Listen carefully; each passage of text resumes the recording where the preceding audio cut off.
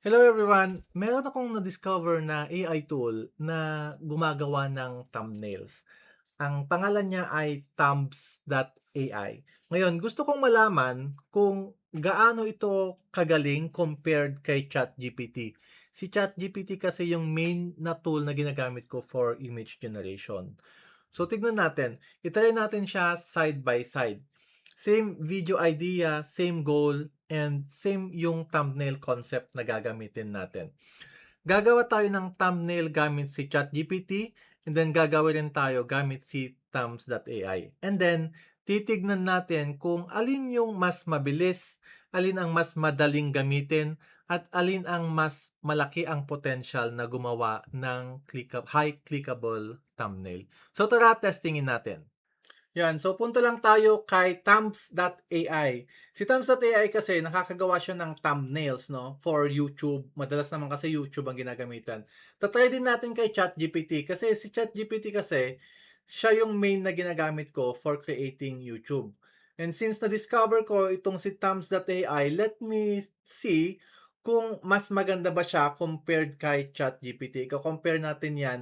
Gagamit tayo ng prompt. And dito, meron akong nahanap kasi na thumbnails galing kay na ginamit ni MrBeast kasi siya yung isa sa pinakamasikat na YouTubers, 'di ba?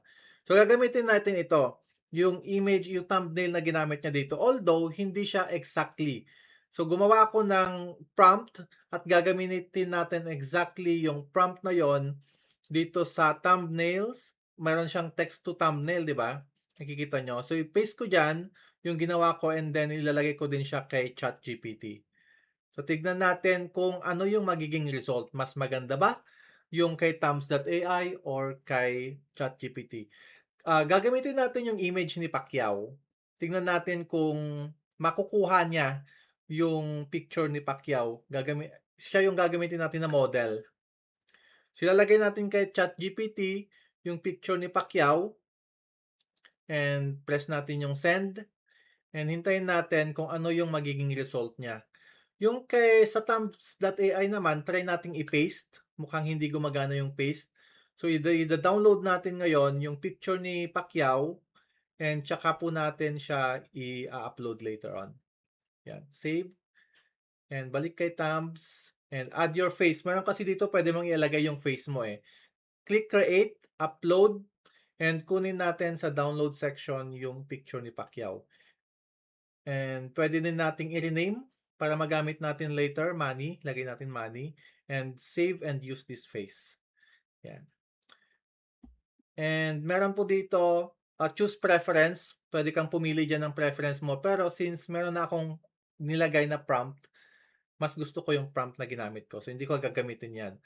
Pwede rin dito, YouTube 16-16:9, ganyan. Pwede rin short dun sa kabila. Then, click generate thumbnail. Makakagamit to ng 2 credits. Yan. So, hintayin lang natin kung gaano katagal ba. Itong kay ChatGPT, okay na siya. Tingnan natin kung the same ba kay ano yung reference natin. Mukhang okay naman, no? Mukhang maganda naman. Um, kung gusto niyong magamit itong prompt na ginamit ko, just comment prompt. Lalagay ko sa comment sections. 18% pa rin siya. I think ang disadvantage nitong Thumbs.ai, medyo mabagal siya mag-generate. Ang bilis ni ChatGPT. Sa kanya 23% pa lang, oh. So tignan natin, balik tayo mamaya kung mga ilang minutes niya magagawa. Yan, makikita nyo nakalagay dito content generation was blocked. Hindi niya generate. I think because yung picture ni Manny Pacquiao, baka ayaw niya because sometimes copyrighted yung mukha ng mga artista, ganyan. So try natin na i-refresh and tingnan natin kung magagawa niya ulit. And while nagre-refresh tayo, siguro try natin na gumawa gamit ng ibang image. So paste natin ulit yung prompt and mag-upload tayo ng panibagong image. Try ko naman gamitin ngayon yung aking picture para hindi siya copyrighted. So gamitin natin 'yan and lagyan natin ng pangalan and save. and tsaka natin i-generate. Yan. So tignan natin kung magiging okay na ba siya compared doon sa gawa ni ChatGPT. Yan, so meron ng result, medyo off siya 'no. Yung sa ginawa ni Thumbs.ai parang hindi ko masyadong kamukha and para namang ginawa niya akong bading.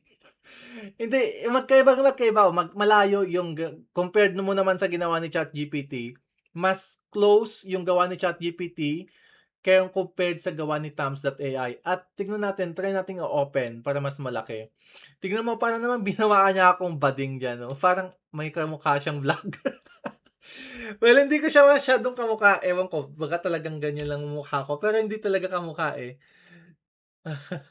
'Yan, meron ding image sa thumbnail guys, puwede try niyong gamitin kung gusto niyong gamitin, but so far ang ang tingin ko dito sa Thumbs.ai mas accurate, mas maganda yung gawa ni ChatGPT. 'Yan, oh, 'di ba? Iko-compare mo dun sa original na source natin, dun sa gawa ni ChatGPT, mas ano siya, mas okay siya compared naman dun sa ginawa ni Thumbs.ai. Meron din pala siyang downloader guys, so tingnan niyo. So pwede nating i-download yung thumbnail ng isang YouTube. Although pwede mong i-screenshot naman, pero kung gusto mo na mas accurate, pwede mong kunin yung link ng YouTube video, i-copy mo, and then punta ka kay thumbs.ai, i-paste mo dun yung URL, and i-extract niya. Magagamit siya ng 1 credit per image. I-extract niyo yung thumbnail para makuha mo yung exact thumbnail na ginamit. No, anong gamit nito, yung thumbnail na 'to 'pag na-save mo? Kasi pwede mo siyang gawin kay ChatGPT. Pwede mong ipagaya kay ChatGPT yung, thumbnail na gawa na gayon. Parang the same. Parang yung ginawa ko, papakita ko sa inyo. Itong ginawa ko na 'to is ginawa ko lang kay ChatGPT ito, eh. Hindi naman ako yung mismong nagsulat ng prompt na 'yan. So, puntahan natin yung prompt ko kanina kay ChatGPT, nandito lang 'yun, eh. So, eto. So, ito sabi ko lang naman sa kanya, kinuha ko yung image, screenshot ko lang 'yan do'n sa YouTube. Makikita niyo meron pang time diyan, 15:41 'no. Turn this image into a short prompt. AI will provide the photo of the character. Character 1 and 2 are the same person. Make a placeholder for the text. So ginawa ko yon na placeholder, sabi ko, para yung $1 tsaka $1,000,000 doon, mapalitan ko. Kahit ano yung ilagay ko. So dito, nagbigay siya ng prompt. Papalitan mo na lang ngayon yung placeholder, yung left text at tsaka right text. Ginawa ko siya na ano, before tsaka after. And so ngayon, try natin na kumuha ng thumbnail from YouTube and gagayahin natin. Gaya ng ginawa ko kanina. Kunwari ito, Mexico and USA. So screenshot natin yan. Yan, kukunin natin. And ipipaste natin yan ngayon kay ChatGPT. Balik tayo kay ChatGPT, paste, and gawa tayo ng prompt. Simple prompt lang. Pwedeng kopyahin na lang natin to. Lahat na lang. Yan. Copy and then i-paste natin and i-edit lang natin para hindi na kasi siya applicable doon sa image na 'to, eh. Yung character 1 and 2 tatanggalin na natin 'yan. So, okay na 'yan. So, ngayon ang sabi niya, use the uploaded character photo as the main person in the center. Create a viral YouTube thumbnail using the character smiling confidently in the middle. Wearing a black suit and tie. Background is split into two countries. Left show a Mexican-style school building. Papalitan natin yan.